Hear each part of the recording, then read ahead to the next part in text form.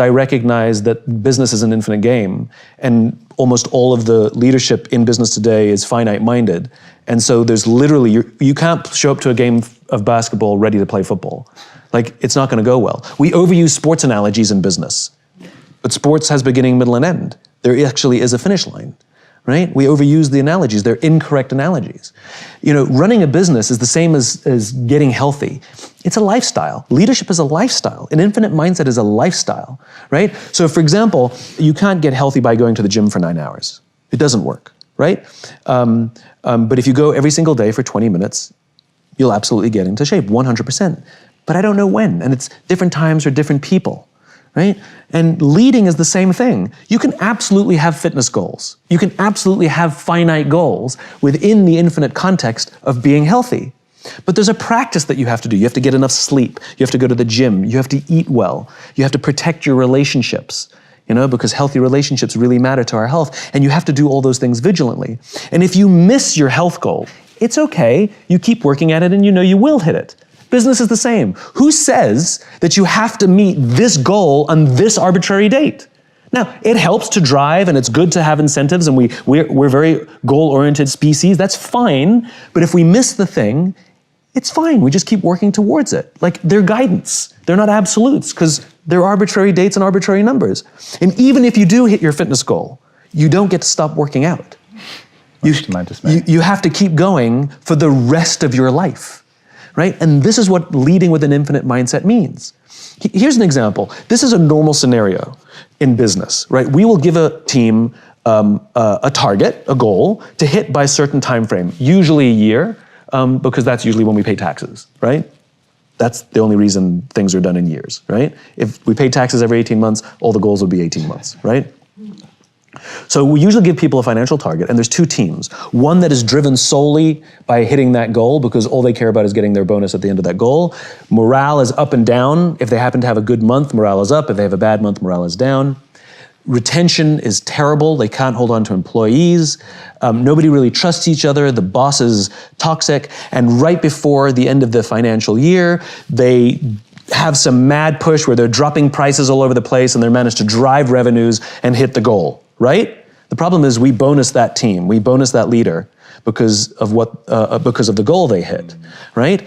And basically what we're doing is spreading a message to the rest of the company saying, we don't care how you get there, we don't care if you step on your people, we don't care if you act unethically, if you hit your number, you're gonna do very well in this company.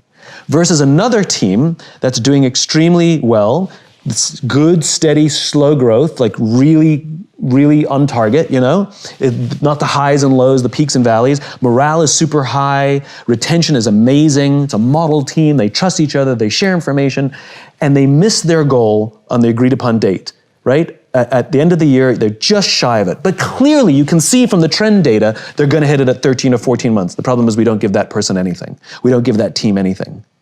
Right? And this is part of the problem. When you have an infinite mindset, absolutely have the goals, but the trend matters more.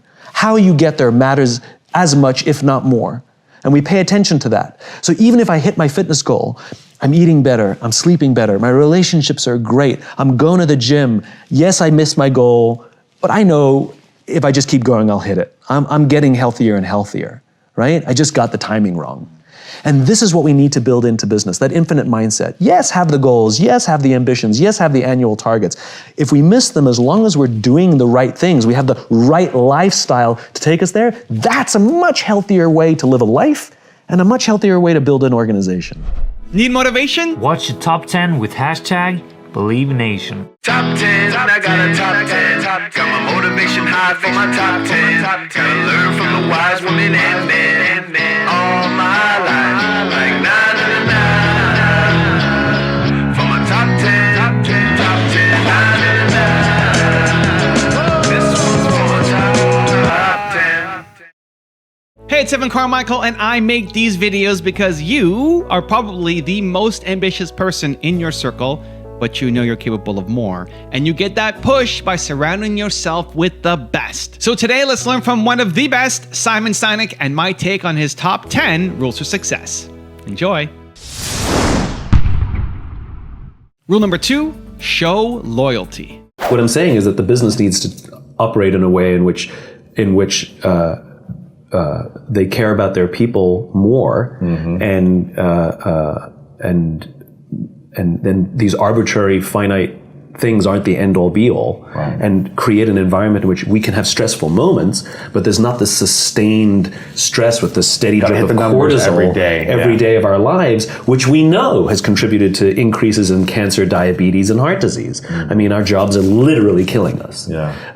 So I think short bursts of stress are not the problem. The life that I live is actually, I think, pretty healthy. It's this steady drip of cortisol when you go to a job where where we don't believe that our bosses care about us and the company doesn't care about us, and they have annual rounds of layoffs to balance the books every year. They see me as a number, and then the company has the audacity to say, millennials aren't loyal. It's not. What are you kidding me? It's like they've entered into a workforce in which they're just treated as a disposable commodity. Why should they give you loyalty? Show a little loyalty to your people and you'll be amazed the loyalty they give back. So I think that's a much unhealthier environment, and that's what I rail against. Rule number 3, create a safe environment.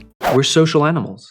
Our happiness, our joy, our success, everything is dependent on our relationships. And we respond to the environments we're in. You can take a good person and put them in a bad environment, and they're capable of doing bad things. Likewise, you can take a person that the group or even society has given up on, and you put them in a good environment, and they're capable of turning their lives around and really making something remarkable out of themselves. We are social animals, and we respond to the environments we're in, and leaders are responsible for building that environment. And if you create an environment in which people feel safe amongst their own, we will the natural human response to those conditions is trust and cooperation. Remember, trust and cooperation are feelings. They're not instructions. There's no PowerPoint or pitch that you can give upon the end that someone will trust you. You can't tell somebody, trust me. It doesn't work that way. They're feelings. Likewise, if you create an environment where we actually fear each other, fear the people with whom we work, the natural human reaction to that environment is paranoia, cynicism, mistrust, and self-interest.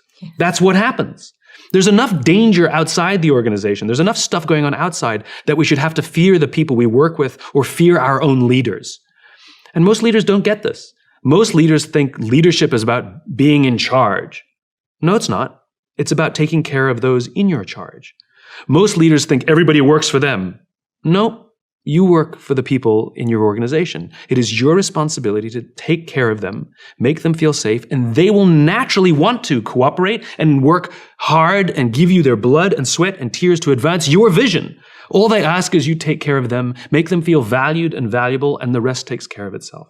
It's like a parent, it's like a coach. Teach them, train them, give them the opportunity to fall and try again. And if they fear the leader, then they're going to take steps to protect themselves from the leader. It's pervasive in our world today. If you work in an organization where it's standard practice for employees to feel the need to send a CYA email after every single decision they make, that is a sign that they are taking time and energy out of their day away from doing their job in order to protect themselves from their own leaders. That's what that is. Anybody who keeps a file of all the good things they've done in their career just in case they need it, that is people taking time and energy away from doing their jobs in order to protect themselves from their own organization. So you can't ask those people to give you the best of their thinking and be more productive if you've created an environment where they're forced to protect themselves from you, And this is what I learned. And so it's all about this environment, this circle of safety. Rule number 4, have an infinite mindset. We come to work feeling uncomfortable that some of the decisions that are being made don't benefit the good of the employee, that it really benefits this artificial constituency that we call the shareholder, which is really just a bunch of institutional investors. There's this shareholder myth because there's been a steady decline of the middle class being involved in the stock market for years. And the whole point of the stock market was that we all get to share in the wealth that we helped build, because it's on the back of average Joe employees that produced the great wealth in the nation. And the whole point of the stock market, the genius of the modern day corporation, the genius of the public company, was that we all get to share in the wealth that we're helping produce. Unfortunately, over the course of the 80s and 90s, we've seen systems produced where we're seeing the general population, the middle class, actually be less included in that success. And the reason I wrote The Infinite Game was because I myself got tired of being told by people in positions of authority or people of extreme wealth that I was naive, that I don't understand how business works. And for many years, I believed them. I thought, maybe I am the dumb one, right? We all kind of feel that because they have the power, they have the authority, they have the money, they know more than we do, but we still go to work and feel uncomfortable. And it turns out that that discomfort, that gut feeling that says that there's something wrong here, turns out that the majority actually knows something. And to me, this is a world is flat moment, that the people who've learned to game the system, that this discomfort that we feel, we actually are right. Like, they actually don't understand the game they're in. Business is an infinite game, and when you play with a finite mindset, lots of people suffer, including the companies that they themselves are trying to build. That's the great irony. The great irony is the way you build great companies is with an infinite mindset. The way you build great companies is by prioritizing people before profit. The way you build great companies is will before resources. Both things important, but there has to be this general leaning where we can feel, when we come to work and feel like we're part of something bigger than ourselves, where we feel that our work and our effort is worth more than simply the money we make. Also, to make sure you're actually taking action after watching this video, I've designed a special free worksheet just for this video. The worksheet will highlight all of the lessons learned in this video, as well as pull out our 3 favorite learnings and quotes that will inspire you to actually do something. The worksheet will also give you space to write down what your key takeaways are and your specific plan of action to make sure you're getting results. If you want the worksheet designed specifically for this video, absolutely for free, there's a link in the description below. Go click on it and start building the momentum in your life and your business. I'll see you there. Rule number 5, change the narrative. We all carry a narrative. Someone's lazy. Someone's stupid. Someone doesn't care. Someone's only in it for themselves. These are narratives that we carry. And the problem is when we evaluate their behavior through our narrative, it'll become self-reinforcing. We will see the things that reinforce our narrative. And the problem is then we'll treat them that way. If we've decided someone's lazy, we're going to treat them as lazy. So there's a great exercise to do, which is literally take out a piece of paper, and when we're struggling with someone, to think, what are the 20 other things that could be going on in their life? So yeah, number 1, they're lazy. Possible. It's absolutely possible. Number 2, they're having trouble in their marriage. Number 3, their things have gone wrong and they don't know how to ask for help. Number 4, they're still struggling with the trauma of COVID. Number 5, their kids are flunking out of school. Like, all of a sudden, we realize there's a lot of other reasons that could explain their behavior, and we will then treat them accordingly. We will treat them with greater empathy. Instead of walking into someone's classroom and saying, what the hell, your performance is still down. I've had this conversation with you before. You got to get your performance up, or I don't know what's going to happen. Or you can walk into their classroom and say, your performance is down. We've had this conversation before. Are you okay? I'm worried about you. Mm-hmm. They have a problem, but they aren't necessarily the problem. And even if ultimately it does become that they're a bad fit for the culture, they are still not the problem. They still are just a bad fit for the culture. They have a problem. We can help them solve that problem by going to help them relocate to a different school district where they're going to be so much happier. We're going to be so much happier. Everybody gets to be so much happier. So the other story I was thinking of is the story of Alan Mulally. When he took over Ford, Ford was losing money hand over fist. In other words, performance was in decline. And when he sat down with his most senior executives and he asked for a report on how their divisions were going, red, yellow, green, every single one of them delivered PowerPoints with all green slides. And he said at the end of the meeting, how can everything be green if we're losing billions of dollars? And they just sat there. And he had another meeting. Same thing, all green. And he said the same thing. How can everything be green if we're losing billions of dollars? The problem was the previous leader, if you delivered a red slide, you got fired. And so there was no way that anybody was going to tell the truth because their job depended on it. And so one executive took the risk to turn one slide red. And Mulally said, thank you for the visibility. That's great transparency. Now, how can we all help him fix that problem? He has a problem. He is not the problem. all the other executives thought he was going to get fired. Turns out he wasn't. And slowly but surely, everybody, including leadership, could finally get a clear and transparent view of what was actually going on in their organization. And they worked together to solve the problems. If somebody was struggling, people said, how can we help you? Rather than, I'm fine, you're the one that's screwing everything up. So it's a great way to think about it. Rule number 6, treat the cause. There's a whole industry around, I think, work-life balance. Is that what it was? Yeah. It's like there's a massive industry that's just trying to teach this and help people with work-life balance. Yeah, the problem But it seems like it's failing. Right? It's treating a symptom, isn't it? It's like so many things in our life. So here's the bad analogy. So we buy running sneakers, and they have really thick. You know this. Yeah. They have really thick heels, tons of padding in the heel, right? But that's because people don't know how to run, right? Because we land with our heel, which is bad for our joints. You're not supposed to have an extended knee. Yeah, all of it. You're supposed to be a toe planter, where your knees are always bent. I mean, you know all this. Yeah. So instead of teaching people how to run, what we do is we just build shoes with more padding in the heel and treat the symptom rather than the cause, right? And I think it's the same thing, we treat symptoms instead of the cause.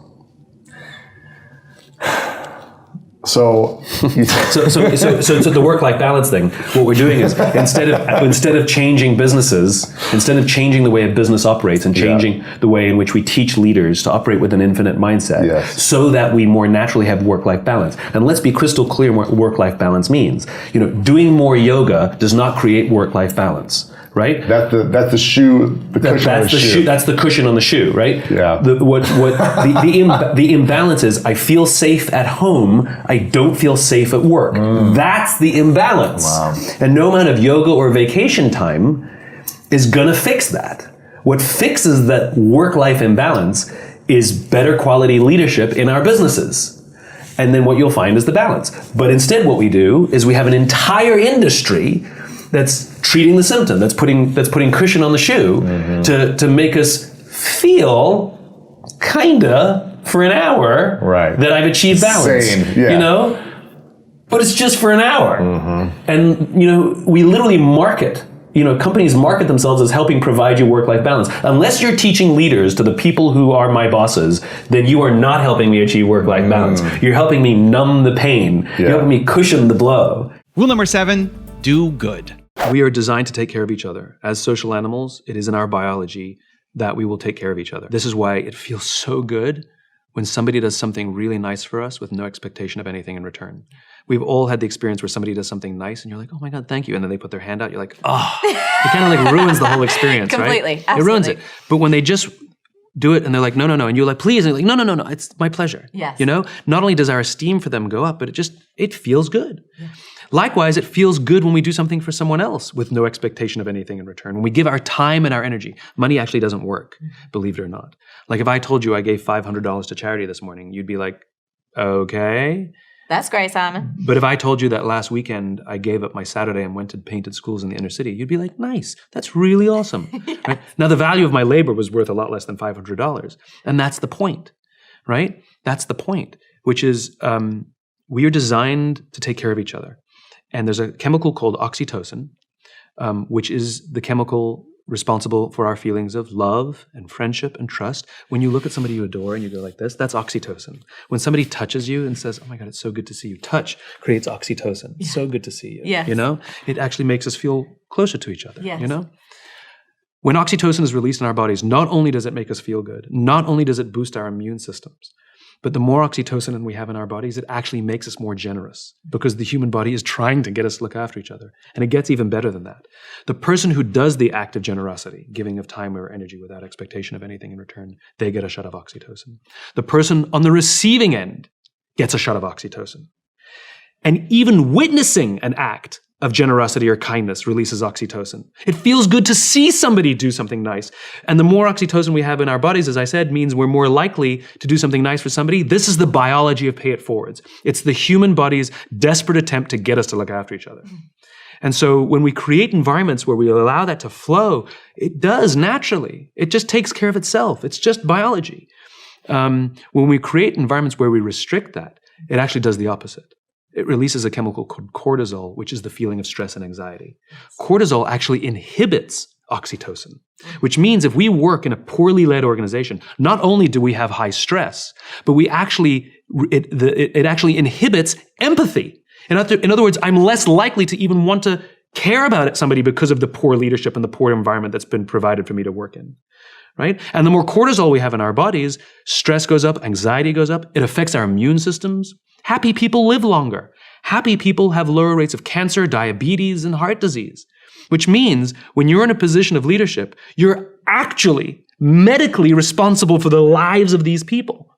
Get the environment right, they will live longer, they will suffer lower cases of disease, and they will probably have happier families because of it. Whereas if you're a bad leader, over the course of time, you're actually killing the people working with you. Our jobs are actually killing us. Rule number 8, find a vision. There are 5 practices in order to lead with an infinite mindset. You have to have a just cause. You have to have trusting teams. You have to have a worthy rival. You have to have a capacity for existential flexibility. And you have to have the courage to lead. So just cause. We have to give our people something to advance. A cause so just that they would be willing to sacrifice their interests in order to do so. In other words, turn down a better paying job, or frequent business trips, or working late hours. And though I may not like those things, I do them because it feels worth it, because I believe in what I'm a part of here, because I feel that I'm helping advance, because there's no achieving in the infinite game. The goal is not final achievement, the goal is advancing, to progress in the infinite game. And to have that vision of an idealized state of the world that all men are created equal, right? It's an ideal that a nation is striving towards, that will never actually get there, but will die trying. That's the point. And we can offer people the same thing inside an organization. In fact, we have to give them something to advance. Now, how is this different from the why? A why comes from the past. It is an origin story. Every single one of us has our own unique why. It is our birthright. It comes from the sum total of how we were raised as kids. It is objective. You have one, and you have one for the rest of your life. The only one, right? And the rest of our lives are about making the decisions that help us keep in balance with our why. A just cause doesn't come from the past. A just cause is about the future. It's about where we're going, right? You can have multiple just causes. You can have one professionally, you can have one personally, you can have one for your family, you can have one for your church. And we're involved in all of these. There's massive pressure put on people, especially young people, to what's your vision? Well, we're not all Steve Jobs and Bill Gates. We're not all visionaries. We don't have to have a vision, but we do have to find a vision, that we can find someone else's vision. And we are so compelled by it that we want to make it our own. That's what it means to go work for a company with a visionary leader, that we believe in that vision so clearly that we take their vision and we make it our own. And we will happily contribute our work, our effort, in order to advance what is now my vision. Right? Martin Luther King had a vision. He stood on the steps of the Lincoln Memorial and told us his vision, but his vision became our vision. So I may not have come up with that vision, but I found it, and I'd like to devote time and energy to help advance it, even beyond him. Rule number 9, become the leader you desire. Leadership is a responsibility to people around us. It's not a rank. You've heard me say this before. I know many people who sit at the highest levels of organizations who are not leaders. Right. They have authority, and we do as they tell us because they have authority over us, but we would not follow them. Right. And I know many people, as do you, who sit at lower levels of organizations who have no formal authority, in that they've made a choice to look after the person to the left of them and look after the person to the right of them, and we would trust them and follow them anywhere. In other words, leadership can come from anywhere within an organization. Yes, we have the right to demand to have better leaders and better leadership in our companies. But when we don't, quitting is not the only option, nor is simply complaining, but undertaking the task of becoming the leader we wish we had. Wow. You know, anyone at any level can become a student of leadership, and anyone at any level can choose to take to look after this person and that person and work tirelessly to see that they rise, they become better versions of themselves, and that they show up to work inspired and go home feeling fulfilled and feel safe when they're at work because of us. And rule number 10, the last one before some very special bonus clips, is make stronger connections. What I think is really interesting is think of a date like a job interview, right? And and think of a job interview like a date, right? So if you went on a first date with someone and they sat down, they said, I'm extremely rich. I've made lots of money. I do lots of cool things. I've met a lot of famous people. I go on TV all the time, which is good because I'm really good looking. Would you want to go on a second date with them, right? Not very appealing. It's also not very appealing when we sit down for a job interview and just tell people how great we are and all the things that we've done. It's the same kind of thing. Now imagine if you knew your why and you're making conversation with someone and they say, so, where are you from? Tell me a little bit about you. And you say, I love what I do. I love my life. I love my job. You can say, I wake up every day to inspire people to do the things that inspire them. And for me, the challenge is finding all the different ways that I could do it. And I've been really, really grateful for the path that it's taken me. And I've made some money and I've get to go on TV, which is fun because I'm really good looking. And you can see how all the same jokes and all the same things now have a context. And that's what why does. It provides context. It also helps you connect with somebody. That when somebody's telling you about themselves and you ask some questions and you get to know them a little bit and you realize that maybe their values are completely different than yours. So why gives you clarity and confidence in who you are and what you need around you. But it also helps you present yourself in a way that's way more authentic. Now, there's a rub to the why that I don't talk about that often, because you really have to get good at giving your why before you can deal with this. But the difficult part about knowing your why is the thing that you give to the world, the value you give and offer to other people, is also the thing you need the most. So it's one of the ways to understand the people in our lives, partners and mates, is can they actually give us the thing that we give to other people? Now I've got a special bonus clip that I think you're gonna enjoy. But before that, it's time for the question of the day. I wanna know, what was your single biggest takeaway from this video and your plan of action for the next week? When you watch a video and just get motivated, the science says you have a 35% chance of actually following through on your goals. That's not good enough. No, not for you, Believe Nation. We gotta do something. But when you write it down and you create a specific plan of action for the next week, that number jumps to 91% chance of you following through. And when you commit to somebody else, like leaving a comment on this video, it jumps to 95%. You need to follow through on your goals. So what was your single biggest takeaway from this video and your specific plan of action for the next week? Put it down in the comments below so I can celebrate you. The company trains us how to do our job. Some of us get advanced degrees on how to do our job, accounting, engineering, whatever. And if you're really good at doing your job, eventually they'll promote you.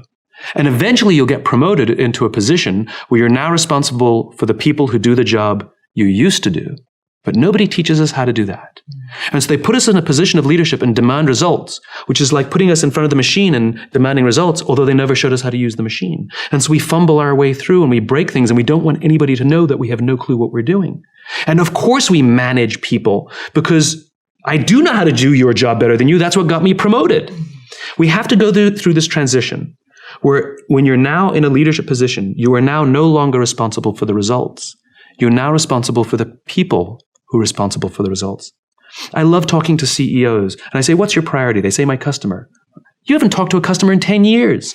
There's not a CEO on the planet anywhere who's responsible for the customer. You're responsible for the people who are responsible for the customer. As a solopreneur, you're chief cook and bottle washer. It's a hard job. And when you have a very small enterprise, you have to balance this thing because you have a responsibility as a worker, but you also have a responsibility as a leader, and they have to be separate. So when you do work, you're a worker, you do the best job you can do if you're out there consulting or pitching or whatever you're doing.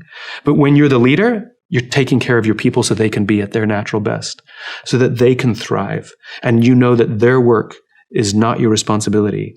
They are your responsibility. Their work is their responsibility. So a friend of mine and I, we went for a run in Central Park. The Roadrunners organization, on the weekends, they host races. And it's very common at the end of the race, they'll have a sponsor who will give away something, apples or bagels or something. And on this particular day, when we got to the end of the run, there were some free bagels. And they had picnic tables set up. And on one side was a group of volunteers. On the table were boxes of bagels. And on the other side was a long line of runners waiting to get their free bagel. So I said to my friend, let's get a bagel. And he looked at me and said, the line's too long. And I said, free bagel. And he said, I don't want to wait in line. And I was like, free bagel. And he says, nah, it's too long. And that's when I realized that there's two ways to see the world. Some people see the thing that they want, and some people see the thing that prevents them from getting the thing that they want. I could only see the bagels. He could only see the line. And so I walked up to the line. I leaned in between two people, put my hand in the box, and pulled out two bagels. And no one got mad at me. Because the rule is, you can go after whatever you want. You just cannot deny anyone else to go after whatever they want. Now, I had to sacrifice choice. I didn't get to choose which bagel I got. I got whatever I pulled out, but I didn't have to wait in line. So the point is you don't have to wait in line. You don't have to do it the way everybody else has done it. You can do it your way. You can break the rules. You just can't get in the way of somebody else getting what they want. Performing under pressure, whether it's me or anybody else, is the same. You know, I have the same pressures as anyone else. There's time, there's performance, there's financial. I mean, there's deadlines. My pressures are not unique. The situations may be different, or but everybody has the same kinds of pressures. But what I found, or what I find fascinating, is the interpretation of the stimuli. Let me explain. So I was watching the Olympics, this last Summer Olympics, and I was amazed at how bad the questions were that the reporters would ask all the athletes. And almost always, they asked the same question, whether they were about to compete or after they competed. Were you nervous, right? And to a T, all the athletes went, no, right? And what I realized is it's not that they're not nervous, it's their interpretation of what's happening in their bodies. I mean, what happens when you're nervous, right? Your heart rate starts to go, you sort of get a little tense, you get a little sweaty, right? You have expectation of what's coming, and we interpret that as, I'm nervous. Now, what's the interpretation of excited? Your heart rate starts to go, you're anticipating what's coming, right? You get a little sort of like tense. It's all the same thing. It's the same stimuli, except these athletes, these Olympic quality athletes, have learned to interpret the stimuli that the rest of us would say is nervous as excited. They all say the same thing. No, I'm not nervous. I'm excited. And so I've actually practiced it just to tell myself when I start to get nervous that this is excitement. Yeah. And so I used to speak in front of a large audience, and somebody would say, how do you feel? I used to say, a little nervous. Now when somebody says, how do you feel? I'm like, really excited, actually. And it came from just sort of telling myself, no, this is excitement. And it becomes a little bit automatic later on. But it's kind of a remarkable thing to deal with pressure by interpreting what your body is experiencing as excitement rather than nerves. And it's really kind of effective. It makes you want to rush forwards rather than pull back, and yet it's the same experience. I talk to so many smart, fantastic, ambitious, idealistic, hard-working kids, and they're right out of college, they're in their entry-level jobs, and I'll ask them, how's it going? And they'll say, I think I'm gonna quit. And I'm like, why? They say to me, I'm not making an impact. I'm like, you've been here 8 months, right? They treat the sense of fulfillment or even love like it's a scavenger hunt, like it's something you look for. My millennial friends, they've gone through so many jobs. They're either getting fired, it was mutual, or they're quitting because they're not making an impact, or they're not finding the thing they're looking for, they're not feeling fulfilled, as if it's a scavenger hunt. Love, a job you find joy from, is not something you discover. It's not like, I found love. Here it is. I found a job I love. That's not how it works. Both of those things require hard work. You are in love because you work very hard every single day of your life to stay in love. You find a job that brings you ultimate joy because you work hard every single day to serve those around you, and you maintain that joy. It's not a discovery. But the problem is this sense of impatience. It's as if an entire generation is standing at the foot of a mountain. They know exactly what they want. They can see the summit. What they can't see is the mountain. This large, immovable object. That doesn't mean you have to do your time. That's not what I'm talking about. Take a helicopter, climb, I don't care. But there's still a mountain. Life, career fulfillment, relationships are journeys. The problem is, this entire generation has an institutionalized sense of impatience. And do they have the patience to go on the journey to maintain love, to feel fulfilled? Or do they just quit and on to the next, dump and on to the next, ghost and on to the next? In the 18th century, there was something that spread across Europe and eventually made its way to America called puerperal fever, also known as the Black Death of childbed. Basically what was happening is women were giving birth and they would die within 48 hours after giving birth. This Black Death of childbirth was the ravage of Europe, and it got worse and worse and worse over the course of over a century. In some hospitals, it was as high as 70% of women who gave birth who would die as a result of giving birth. But this was the Renaissance. This was the time of empirical data and science, and we had thrown away things like tradition and mysticism. These were men of science, these were doctors. And these doctors and men of science wanted to study and try and find the reason for this Black Death of childbed, and so they got to work studying, and they would study the corpses of the women who had died. And in the morning they would conduct autopsies, and then in the afternoon they would go and deliver babies and finish their rounds. And it wasn't until somewhere in the mid-1800s that Dr. Oliver Wendell Holmes, father of Supreme Court Justice Oliver Wendell Holmes, realized that all of these doctors who were conducting autopsies in the morning weren't washing their hands before they delivered babies in the afternoon. And he pointed it out and said, "Guys, you're the problem." And they ignored him and called him crazy for 30 years. Until finally somebody realized that if they simply washed their hands, it would go away. And that's exactly what happened. When they started sterilizing their instruments and washing their hands, the Black Death of childbed disappeared. My point is, the lesson here is, sometimes you're the problem. We've seen this happen all too recently with our new men of science and empirical studiers and these men of finance who are smarter than the rest of us until the thing collapsed. And they blamed everything else except themselves. And my point is take accountability for your actions. You can take all the credit in the world for the things that you do right, as long as you also take responsibility for the things you do wrong. It must be a balanced equation. You don't get it one way and not the other. You get to take credit when you also take accountability. I spoke at an education summit for Microsoft. I also spoke at an education summit for Apple. At the Education Summit for Microsoft, I would say that 70% of the executives spent about 70% of their presentations talking about how to beat Apple. At the Apple Education Summit, 100% of the executives spent 100% of their presentations talking about how to help teachers teach and how to help students learn. One is playing this way, and one is playing that way. One is playing finite, and the other one is playing infinite. Guess which one gets frustrated. So at the end of my talk at Microsoft, they gave me a gift. They gave me the new Zune when it was a thing.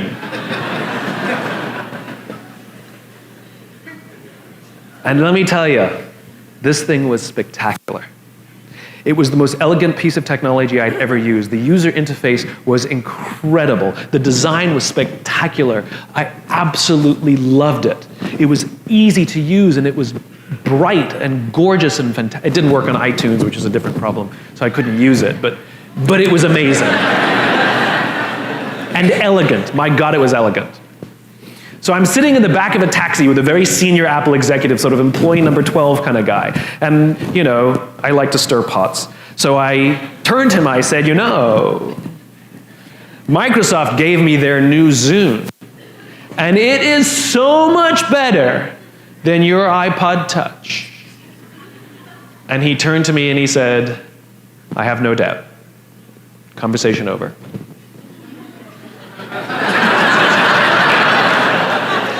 Because the infinite player understands sometimes you're ahead and sometimes you're behind. Sometimes your product is better and sometimes it's worse. The goal isn't to be the best every day. The goal isn't to outdo your competition every day. That's a finite construction. If I had said to Microsoft, I've got the new iPod Touch and it's so much better than your Zoom, they would have said, can we see it? What does it do? React, react, react, react. Finite players play to beat the people around them. Infinite players play to be better than themselves. To wake up every single day and say, how can we make our company a better version of itself today than it was yesterday? How can we create a product this week that's better than the product we created last week? We also have to play the infinite game. It's not about being ranked #1. It's not about having more followers on Twitter than your friends.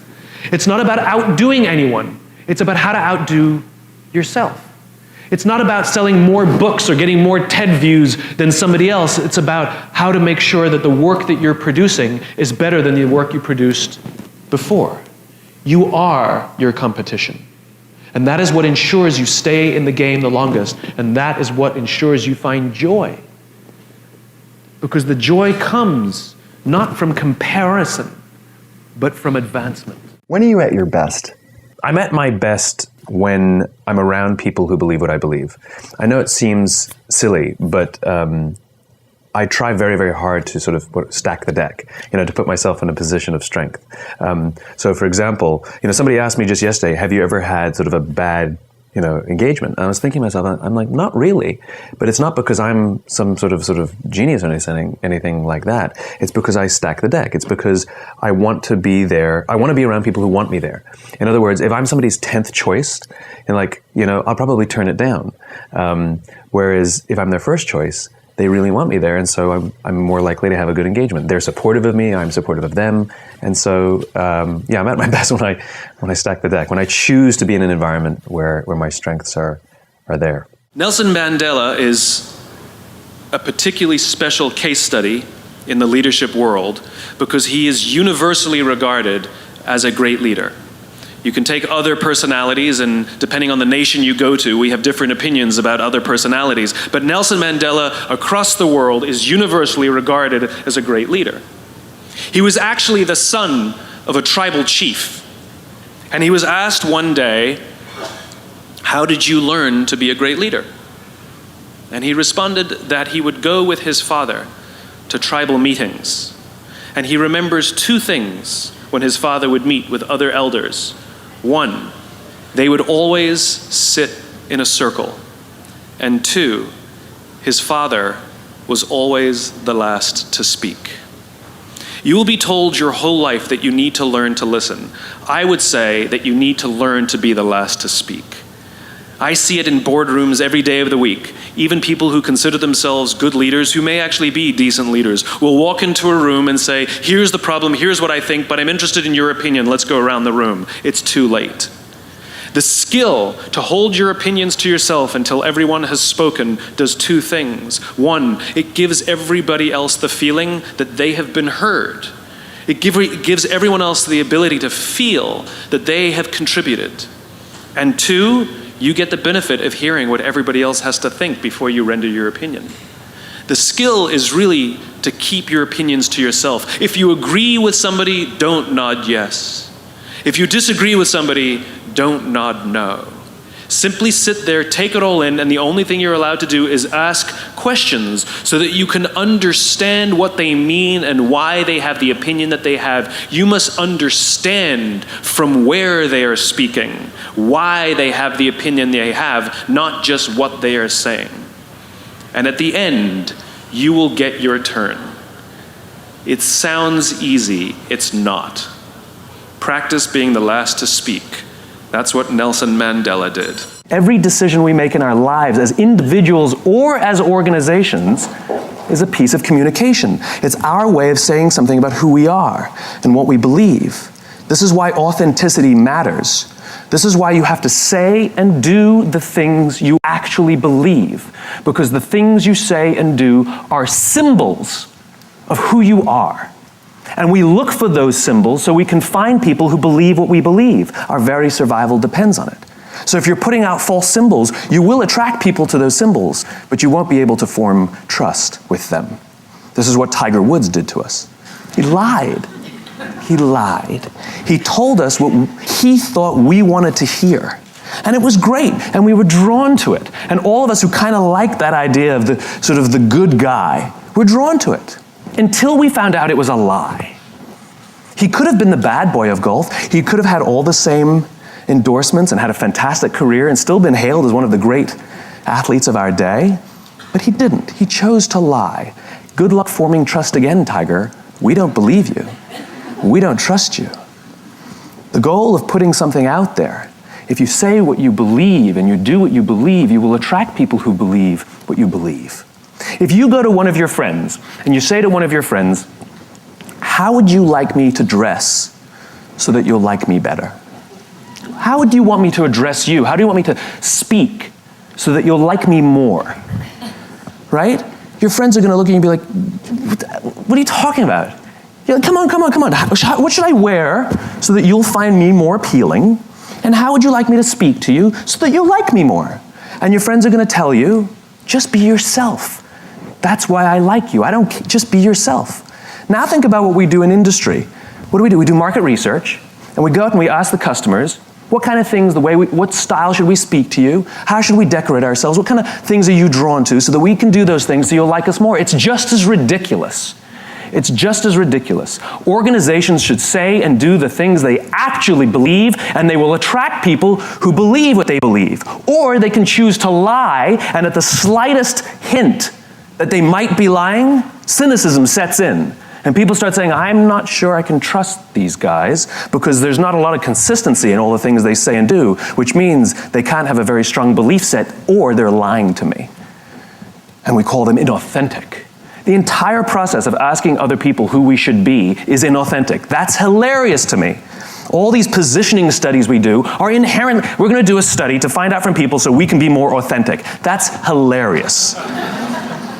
Say and do what you actually believe, and the symbols you put out there, the things you say and the things you do, those red hats are ways that people can find you. What you have the ability to do as designers is create those symbols and allow people to use those things to say something about who they are. Work for companies, work for clients, work for people who you believe what they believe.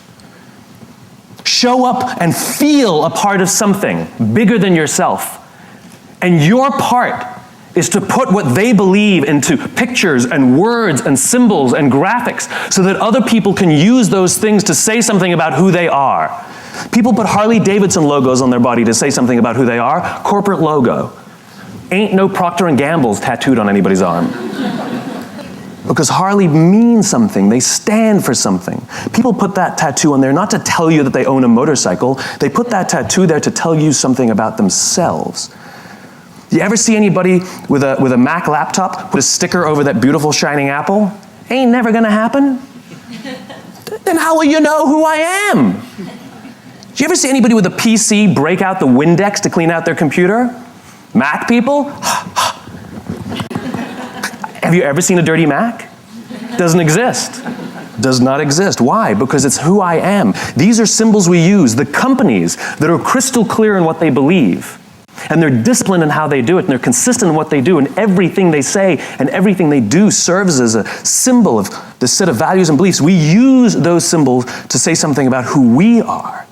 We surround ourselves with the people and the products and the brands that say something about who we are. And when we can find the people who believe what we believe, we're weirdly drawn to them because our very survival depends on it. We need it. And so the more you can give of yourself, the more you can give of what you believe, the more you can with discipline, say and do the things you actually believe, strange things start to happen. What are your thoughts and what's your approach on finding and building upon passions? Passion is not an actionable word. It's correct, that those who do the things that they're passionate about do better, but it's not helpful advice. And so the question is, where does passion come from? Passion is a result. Passion is an energy. Passion is the feeling you have when you're engaged in something that you love. Passion is the feeling you have that you would probably do this for free, and you can't believe somebody pays you to do it, And I think we mistake that passion is something we do in our private lives, but it shouldn't be done, in our careers, for example. And I'm a firm believer that you are who you are. And anybody who says, I'm different at home than I am at work, in one of those two places, you're lying. And the goal is to make everything you do in home and at work something that you have excitement to do. So how do you find the things that you're excited to do? Well, it's actually easier than you think. What are the things that you love to do? What are the things that you would do for free? How can you recreate that feeling and be paid for it? So what are the things that I do on the weekend, right? I love, I'm very involved in the art world. I love to go to museums and galleries, but I love to go see dance and performances because I want to see how others are interpreting the world. So that inspires me. New ideas, new thoughts, new ways of looking at the world are things that interest me privately, and I seek it out and pay money for it, right? So does that mean I have to have a career in the arts? No, it means I have to have a career where new ideas are explored, where people are experimenting and trying things out, and I have to explore new ideas and try things out, and I'm just as excited to go to work every day as I am to, go do something on a Saturday night. And so the idea of finding your passion is ironically simple because you should be doing stuff that you enjoy sometimes. What is the stuff that you enjoy, and then what is the stuff that you love? Who are the people that you love, and what do they all have in common? People are always talking about visions and missions and all of this stuff. When people ask me, like, what example should I look to? They're like, what company should I? I'm like, here's an organization with a vision, a cause. It was founded with a cause. It's an entrepreneurial venture. America is an experiment. It's an entrepreneurial venture where a bunch of people got together and decided we needed to start our own country because there were certain obstacles that were getting in the way of a vision that we had of a better kind of country, better kind of company, right? And they stated it right out of the beginning. All men are created equal, endowed with these unalienable rights, amongst which include life, liberty, and the pursuit of happiness. And it's not just a competitive statement, like to be the best, to be the most respected. That's not what it was. And I'm amazed how many companies start their visions or missions with that terribly egocentric language. It was an ideal. And the amazing thing is we've been good at it and bad at it in our history, but it's endured for 240 plus years because we fundamentally believe that we are at our best when we're pursuing that. But it is an ideal. We will never actually achieve all people are equal, but we will die trying. And that's the point. And it's the same for a company, which is true vision inside a company, is something that has nothing to do with your product. It is an ideal to which you will attempt to build and advance that ideal through your company with your product. You'll never achieve the ideal, but you'll die trying. And this is what gives our work meaning. This is what gives our lives purpose, right? The difference between vision and a goal is the finish line. A goal is 26.2 miles. You can simply count the metrics and know when you've completed your goal. A vision is having a crystal clear sense of what the finish line looks like, but no idea of how far away it is. Wow. And the reality is you will spend your entire life never actually crossing the finish line, but the joy that every marathon you complete, you feel like you're getting closer. Every milestone that you accomplish makes you feel like you're getting closer and closer to the ideal, and this is what gives our life and our work meaning. Success is an elusive thing, right? What is it? And I think it's very interesting that if most people can't define success, well, it means you made X amount of dollars. But if you make X amount of dollars but you spend more, are you successful? Or, well, it means you come home happy every day. Okay, how do you know when you're happy, So I think success is a funny thing, which is we all seem to pursue it, but we don't know how to measure it or actually how to define it. So how do you pursue something that you can't measure? Fascinating. So when people say to me, how do you measure success? The question we all have to ask ourselves, am I successful? I don't know. I mean, I had a good year last year.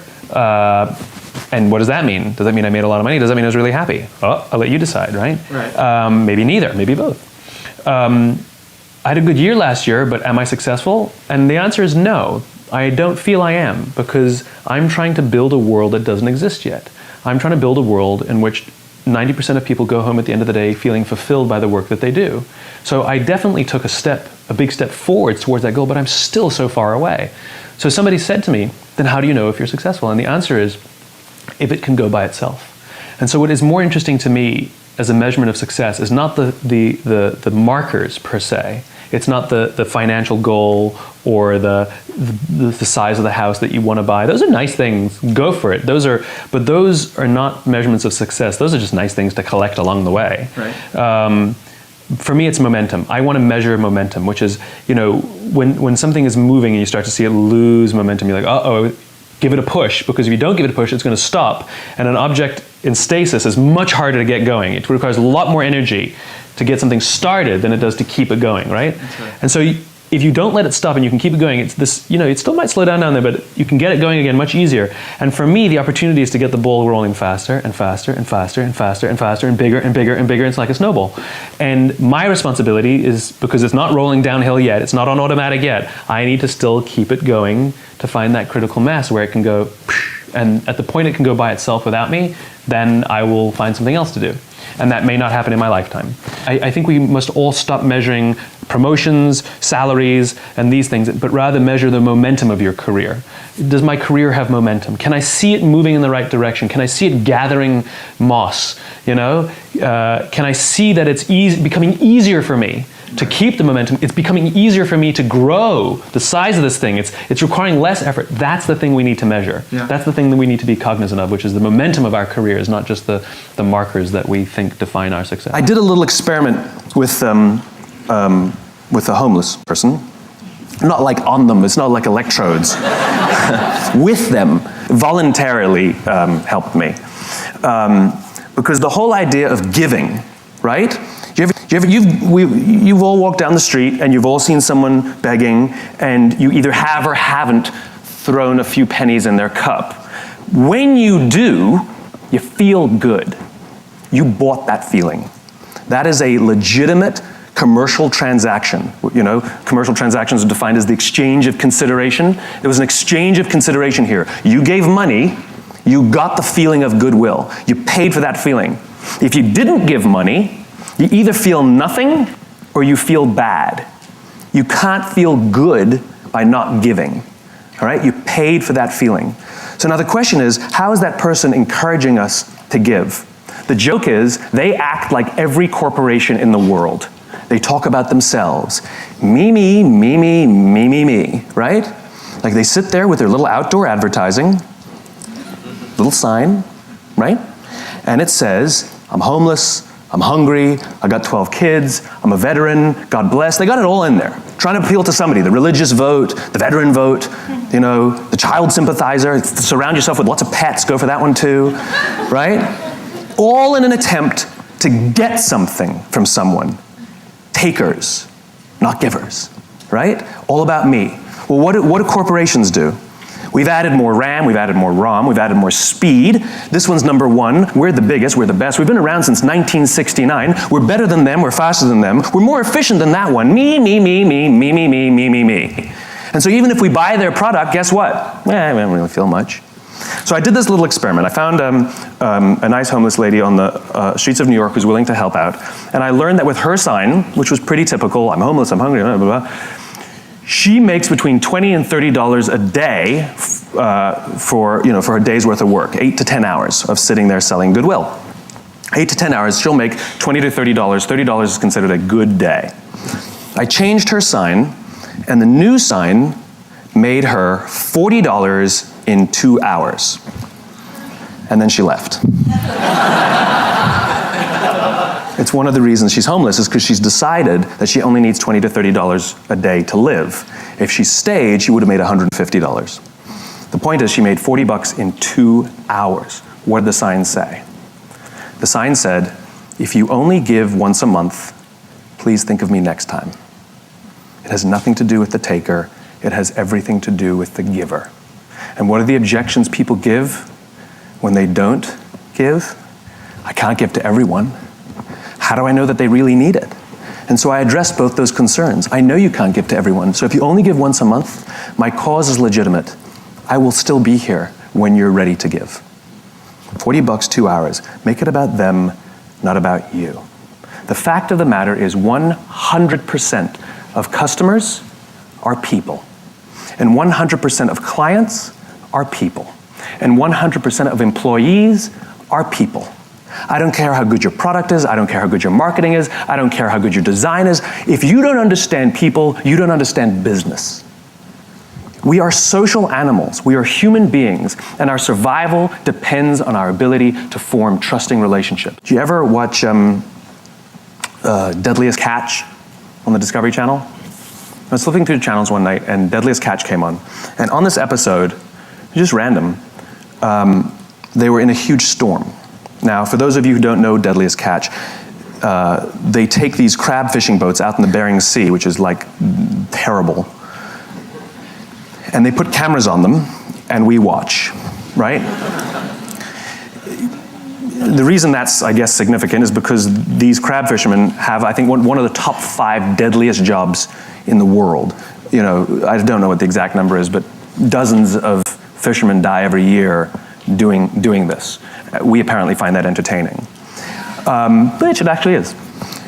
So they have cameras only on 5 or 6 of the ships, even though there are many, many, many ships that go out fishing every season, and they don't really come into proximity with each other because the ocean's huge, and they usually sabotage each other and give each other false information because they're all competitors. They're all looking to get the crabs and make sure that they find them and somebody else doesn't, and it's business, right? It's just business. It's okay. We all do the same thing in our own companies.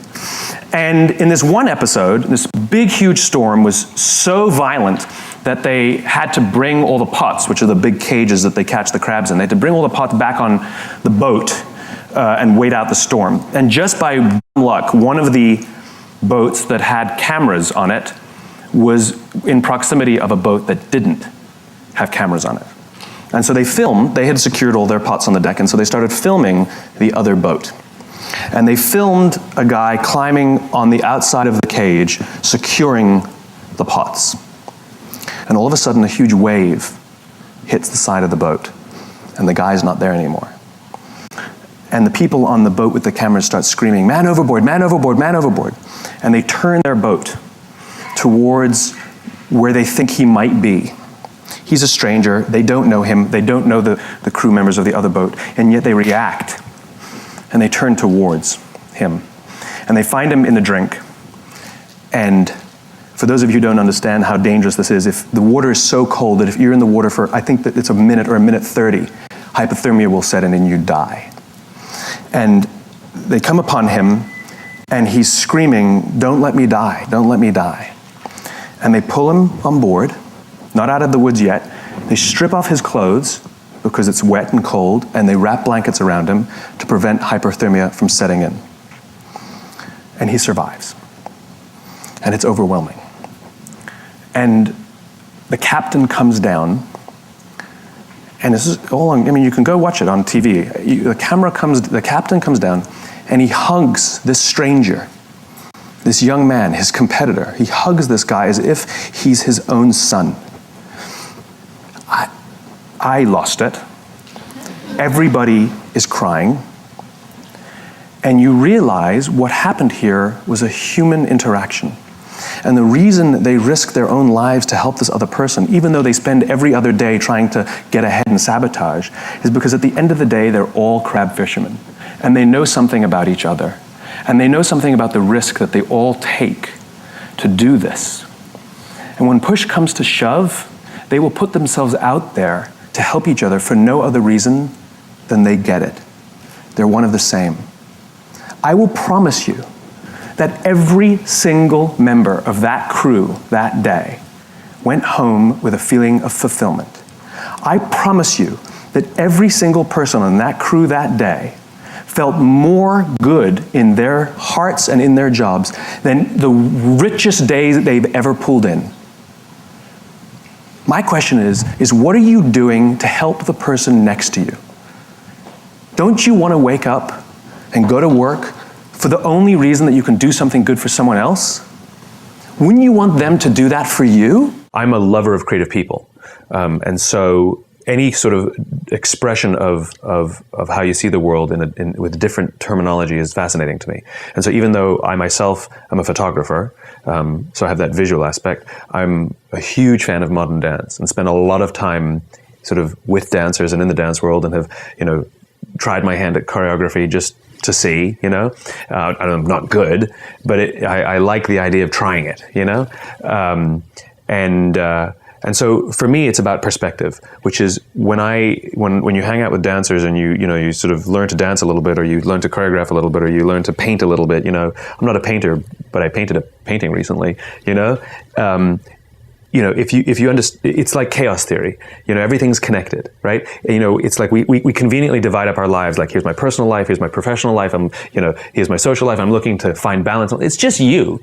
You know, and all the same things apply. And so if you're good here, you can apply what you learn here to there. You know, and so when you learn how things interconnect and people interconnect and how human relationships work and presence. I mean, you want to learn about presence? Take a dance class. You learn all about how to present yourself and be forwards. You know, take an acting class. Learn how to present your speech. People say, Simon, how'd you learn this? It's like I'm exposed to all of this.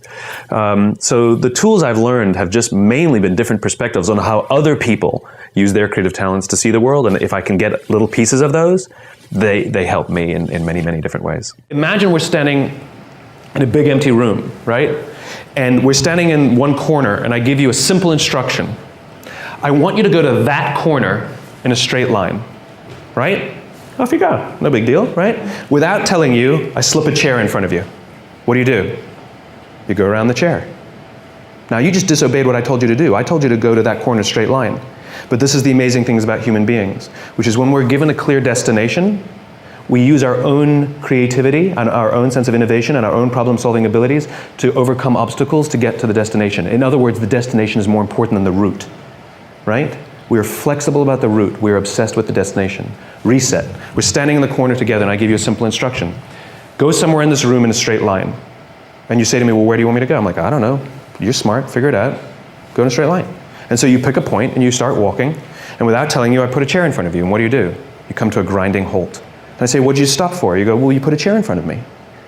Or you'll make a sudden turn and go in another direction, right? And this is the problem. It's the same obstacle. The difference is when you have a clear destination, the obstacles become easy to overcome. When you don't have a clear destination, you keep coming to a grinding halt. And what we do in our companies is we're counting the steps we're taking along the route, but we're never looking at the destination, right? So a company says, made $1 million this year, we were only planning on making 800,000. Like, we took 10 steps, we're only planning on taking 8. Where are you going? No clue, right? We count the steps. And so the point is that people want to feel that the effort that they're exerting actually are moving somewhere. And so successful measurement, successful recognition is not just for the steps you take. It's not just for the effort. It's that the effort you exerted moved us closer to where we're trying to get to. And that get to should be some crazy ideal. My ideal is to live in a world in which the vast majority of people wake up every single morning, inspired to go to work and fulfilled by the work that they do. And the couple of measurements that I use are if the book is selling, and by the way, people ask me, how many have you sold? I have no clue. I've never asked the publisher because I don't care. I really don't care how many I've sold. What I care about is the Amazon rankings, and that those are going steady or up and not plummeting, because that means other people, right? Because I don't have a publicist, I don't have a marketing strategy on purpose. I didn't hire one of those companies to sell the book for me. And the reason is because I'm not interested in book sales. I'm interested in the spreading of an idea. And so I just use that as a metric to help me understand, am I sort of marching because the more I preach, is it resonating? And so you have a couple of these imperfect measurements that help you understand, are you going along the way? So it's not just great effort, look what you achieved, because that's what we're doing now. Right? Our goal is to increase top-line revenues by $50 million. For what reason? Right? Which is, we have to know the destination, and then we say, amazing.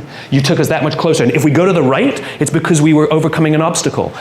If we hadn't gone to the right, we would have been stuck forever. Thank you. It's not always straight lines. It's not always straight lines. But it's in one direction. Rarely are we instant experts. You may have a particular gift or affinity towards something, but you still get better. People would pay me high compliments when I started speaking, and then people who've seen me a year or two later say that I'm even better, and I feel it. Why is that? Because you learn more. I think that hubris is dangerous. I think to think that you're an expert in anything is a foolish pursuit. You're never as good as you could be. There's always room for improvement. There's always room to get better.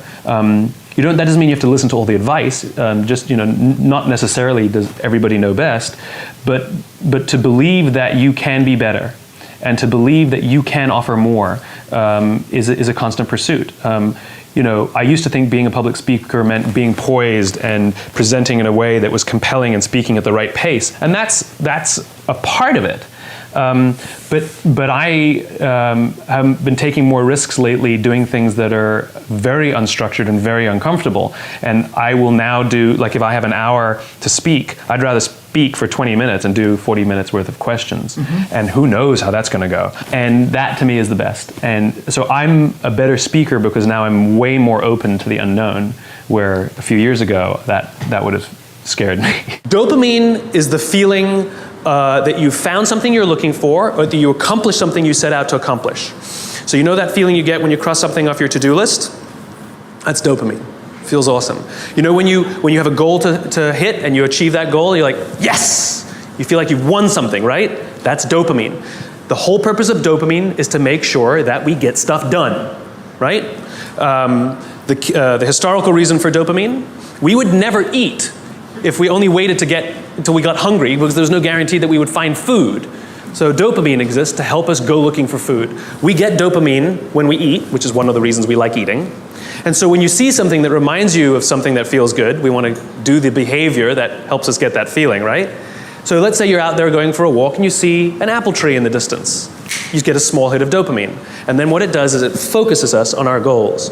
And now we start walking towards the apple tree. And as the apple tree starts to get a little bigger, we feel like we're making progress. You get another little shot of dopamine and another little shot of dopamine until you get to the tree and you're like, yes! Okay? This is why we're told you must write down your goals. Your goals must be tangible. There's a biological reason for that. We're very, very visually oriented animals. You have to be able to see the goal for it to biologically stay focused, right? If you don't write down your goals, if you can't see your goals, it's very hard to get motivated, to get inspired. For example, think about corporate visions, right? A corporate vision has to be something we can see, right? That's why it's called a vision. You can see it, right? To be the biggest, most respected, to be the fastest growing are not visions. They're nothing, right? What does that even look like? Respected by whom? Your mother? Yourself? Your friends? Your shareholders? Who knows? What's the metric? Dunno. It's amorphous, doesn't motivate us. Just like I can't tell you, you will get a bonus if you achieve more. You're going to ask me, how much more? I'm going to say, more.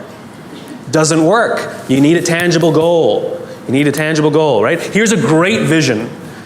Martin Luther King, I have a dream that one day, little black children and little white children will play on the playground together and hold hands together. We can imagine that.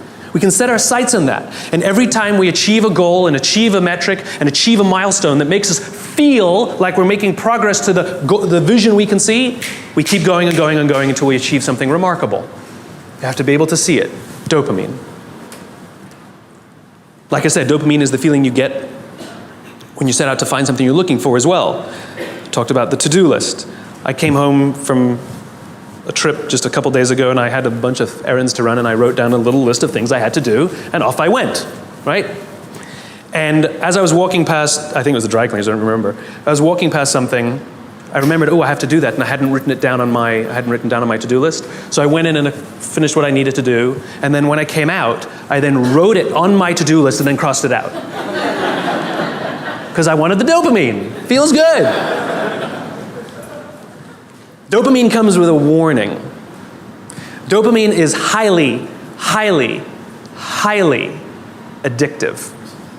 Here are some other things that release dopamine. Alcohol, nicotine, gambling, your cell phone. Oh, you think I'm joking? Okay, we've all been told that, if you wake up in the morning and you crave a drink, you might be an alcoholic. Well, if you wake up in the morning, the first thing you do is check your phone before you even get out of bed, you might be an addict. If you walk from room to room in your own apartment holding your telephone,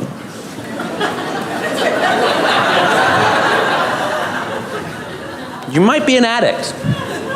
When you're driving in your car and you get a text and your phone goes beep, We hate email, true. We love the beep, the buzz, the ding, oh. Right? You'll be there in 10 minutes, and yet you have to look at it right now. You might be an addict. And even if you read it and it says, are you free for dinner next Thursday, and you have to reply immediately, you can't wait the 10 minutes, you might be an addict. And for all you Gen Ys out there who like to think that you're better at multitasking because you grew up with the technology, then why do you keep crashing your cars when you're texting? You're not better at multitasking, you're better at getting distracted. In fact, if you look at the statistics, ADD and ADHD have, diagnoses of ADD and ADHD have risen 66% in the past 10 years. Okay, ADD and ADHD is a frontal lobe disorder, right? Are you telling me out of nowhere 66% of our youth have a frontal lobe problem? Where did that come from? No, it's a misdiagnosis, right? What are the symptoms of a dopamine addiction to technology? Distractibility, inability to get things done, easily distracted, you know? Shortness of attention, it's all the same thing, so we misdiagnose things. It's the addictive quality of dopamine. We can also get addicted to performance in our companies when all they do is give us numbers to hit, numbers to hit, numbers to hit, and a bonus you get, and a bonus you get, and a bonus you get. All they're doing is feeding us with dopamine, and we can't help ourselves. All we do is want more, more, more. It's no surprise that the banks destroyed the economy, because one of the things we know about dopamine addict is they will do anything to get another hit, sometimes at the sacrifice of their own resources and their relationships. Ask any alcoholic, gambling addict, or drug addict. Ask them how their relationships are doing, and if they've squandered any of their resources. It's an addiction. Dopamine is dangerous if it is unbalanced. It is hugely helpful when in a comfortable and balanced system, but when unbalanced, it's dangerous and it's destructive. There's a brilliant leader by the name of David Marquet who wrote a book called Turn the Ship Around. And he had an experience as a submarine captain on the USS Santa Fe where he realized that as much as he knew about submarining, you know, he'd been a submariner his whole career, that put on this new submarine, he learned the hard way that he actually didn't know how the submarine worked. He made an order that nobody knew how to do it because that didn't exist on that sub. And so he realized he had no choice but to trust his people. And he went through this transformation as a leader of telling everybody what to do to allowing people to tell him what should be done. And I've learned a lot from him, and I highly recommend his book. And I've really learned that, which is, you know, at the top of the organization, as David says, the people have all the authority, the leaders have all the authority, but at the bottom they have all the context, right? And so you can't just push all the context up; you have to push the authority down. And so the responsibility of leadership is to train people, make sure that they have the skill set, help build their confidence that they have the confidence to do what needs to be done. Yeah. They have to have competence and confidence. Right. And that's your job. That's the only job of the leader. It's like a parent. Mm-hmm. Make sure they have competence and confidence. You know, make sure your kids get schooling and make sure that they believe in themselves. And then leave them, you know? And so I've done the same thing. Instead of sort of showing people how I would do it, I want them to learn how it's done, you know, and feel good about themselves. And then just however they do it is how they do it. Yeah. You know, and the result is remarkable. People feel better about coming to work. They feel like they have something to contribute. They feel more valuable, as opposed to just being told, this is how I would do it, or I'm going to do it this way, or do it my way. Completely changing my understanding of my job as more like a parent than a manager has had remarkable impact. It's easy to pull things back. It's very hard to ramp things up. And I'd rather start with something that's too big and pull it back into reality than start with something that's so easy that you can't really get it up. For example, you know, don't set your goals realistically, set them entirely unrealistically. I mean, shoot for 80 and be disappointed when you hit 70, as opposed to shooting for 20 and being ecstatic when you hit 21. We beat our goal, yeah, but it was a very low goal. You know, I think to be frustrated and achieving something rather than ecstatic and achieving less is a better way to live. Mm-hmm. Not to mention you achieve more. So I'm a great believer in that the greater good, like those things are like so big, they're ridiculous. I mean, like, you know, my goal is 100-year goal is called world peace. You know, so daunting, you know, but that's the idea. If I fail and I certainly won't achieve it in my lifetime, I like to think that what I'll contribute towards that ridiculous, idealistic, nonsense goal will be more than if I say, if I can just be happy by myself in my little house, you know? Right. I mean, that's nice and all, but That's good. I like the idea of contributing to your neighbor as well. You speak to businesses and companies and leadership teams and employees and stuff. Without mentioning names, I don't want to put you on the spot, but have you gone and talked to a company that's been in trouble and then spoken to their team and then checked in on them after you've spoken to their leadership team? And what did that look like? Did you notice a noticeable change? Did they come to you and tell you that this has helped our organization out and our culture is much improved because of it? You mean, does my work?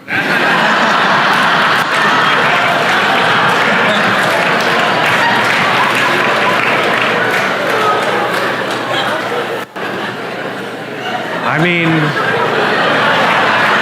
sure. Here's the problem with my stuff. You got to do it. And I'm not anybody's, like, you know, mom or dad. I'm not going to do it for you. And I have a very laissez-faire approach of it. I once had a client, this is a bunch of years ago, that said, "What guarantee do I have that your stuff will work?"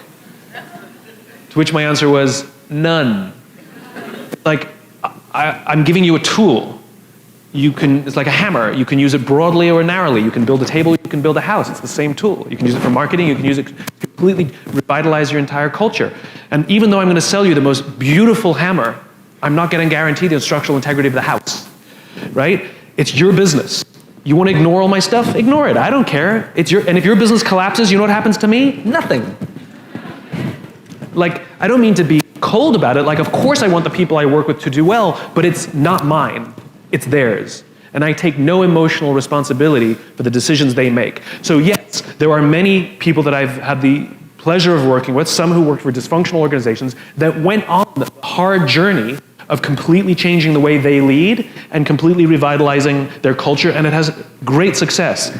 It's not because of me, it's because of them. Right? At the same time, there are many people who came in like, what an amazing speech, and did nothing. You know, thanks, that was great, you know? And of course it's going to fail, you know? So I think that we have too much, especially in the consulting world or the design world, everybody's so paternalistic about it. And designers are famous for this, right? They get so personally offended when the client chooses the wrong thing. Oh, they're such idiots. Don't they know we're trying to help them? Or who cares? Like, it's their fucking business, right? That's what you find. I've had that. Instead of arguing with somebody for them to make the right choice, because we genuinely want to help them, what I have found is if you push the accountability onto, because when we argue, we're taking accountability. This is better. This will help you. We're taking responsibility, accountability. But if we say, look, we've been doing this a bunch of years. We know more about design than you do. I'm telling you, for every reason that I can outline for you, why this will help you more. But if you don't want to do it, that's fine. It's your business. Do what you want. The minute you switch the accountability and put it all on them, amazingly, they're much more open to your opinion. Because now they're responsible. If you want 10 more amazing rules from Simon Sinek, check out the video right there next to me. I think you'll love it. Continue to believe, and I'll see you there. There's no such thing as winning global politics, and there's definitely no such thing as winning business. So I think mindset is a huge, huge, huge part of actually getting some joy out of a difficult job.